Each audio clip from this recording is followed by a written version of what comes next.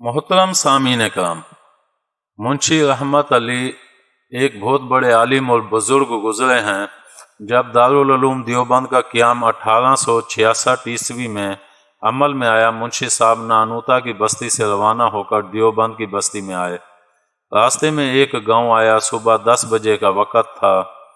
گاؤں کے لوگ جمع ہو کر منشی صاحب کے پاس آئے، کہا منشی صاحب آپ اس شخص کا جنازہ پڑھائیں۔ منشی صاحب نے کہا میں نہیں پڑھاؤں گا۔ گھر سے پیغام آیا کہ منشی رحمت علی کو بلاؤ، وہ جنازہ پڑھائیں گے۔ لوگوں نے اس آدمی کی بیوی سے پوچھا کہ جنازے کے لیے منشی رحمت علی رحمت اللہ علیہ کا نام کیوں آیا؟ تو وہ عورت کہتی ہے کہ اس نے فوت ہونے سے قبل وصیت کی تھی کہ میں مر جاؤں تو میرا جنازہ منشی رحمت علی پڑھائیں۔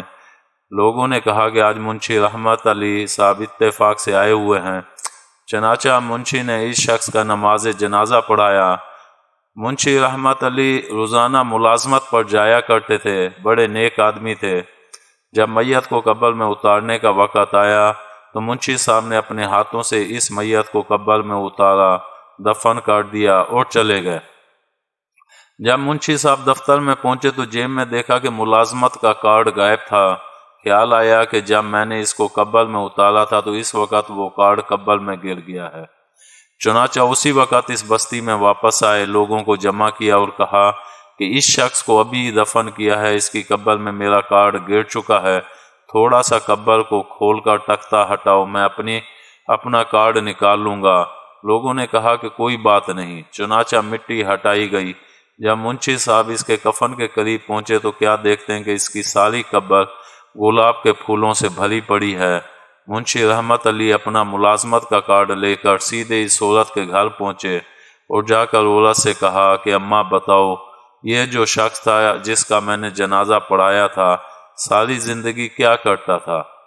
تو بوڑھی عورت نے کہا کہ یہ تو ان پڑھ تھا، اس نے کچھ صورتیں زبانی یاد کر رکھی تھیں لیکن لکھنا اور پڑھنا نہیں آتا تھا، پھر عمل کیا ہو سکتا ہے؟ عورت کہتی ہے کہ 45 سال ہو گئے مجھے اس کے نکاح میں آئے ہوئے، میں روزانہ دیکھتی ہوں یہ ایک کام روزانہ کرتا تھا کہ وہ یہ کہ جب صبح کی نماز پڑھ کر فارغ ہو جاتا تو قرآن پاک سامنے رکھ لیتا اور قرآن پاک کو سطروں پر انگلی رکھ کر کہتا کہ اے اللہ تو نے یہ بھی سچ فرمایا، تو نے یہ بھی سچ فرمایا، تو نے یہ بھی سچ فرمایا۔ منشی رحمت علی رحمت اللہ علیہ فرماتے ہیں یہی وجہ تھی کہ اس کی قبر گلابوں کے پھولوں سے بھری پڑی تھی۔